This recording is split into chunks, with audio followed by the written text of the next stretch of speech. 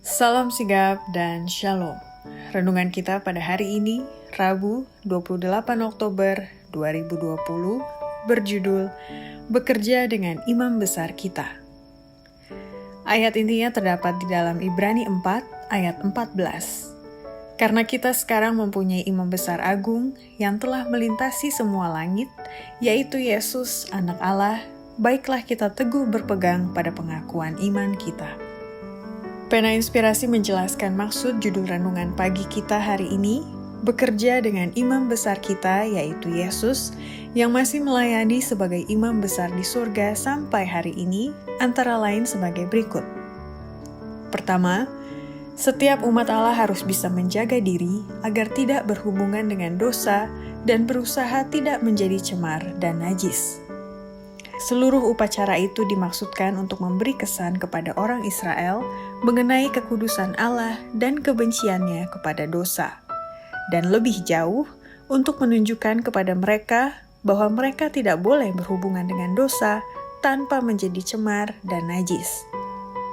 Kedua, setiap umat Allah mesti rajin berdoa, berpuasa, dan menyelidiki hatinya yang terdalam dengan merendahkan diri dengan sungguh-sungguh di hadirat Allah, karena Kristus bukan masuk ke dalam tempat kudus buatan tangan manusia yang hanya merupakan gambaran saja dari yang sebenarnya, tetapi ke dalam surga sendiri untuk menghadap hadirat Allah guna kepentingan kita. Setiap orang diharuskan menyesali dosanya dan merendahkan diri dan jiwanya sementara upacara pendamaian itu berlangsung.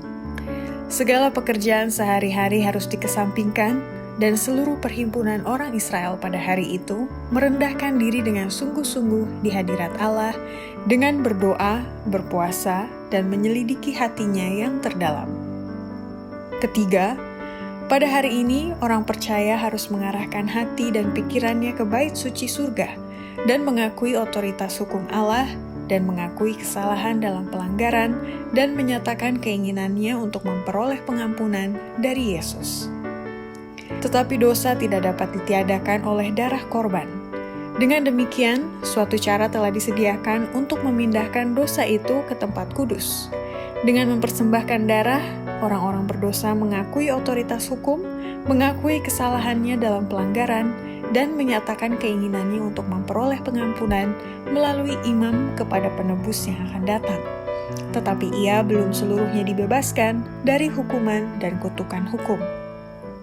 Keempat, setiap umat percaya mesti bersedia menerima pekabaran 3 malaikat dan mengumandangkannya kepada dunia amaran ini dengan sungguh-sungguh, khususnya pekabaran malaikat yang ketiga dalam Wahyu 14 ayat 9 dan 10. Dan sementara mereka menunggu, berjaga, dan berdoa untuk mengetahui kehendak Allah, mereka melihat bahwa imam besar mereka telah memasuki pekerjaan pelayanan lain, dan dengan mengikutinya oleh iman mereka, telah dituntut untuk melihat juga pekerjaan penutup gereja.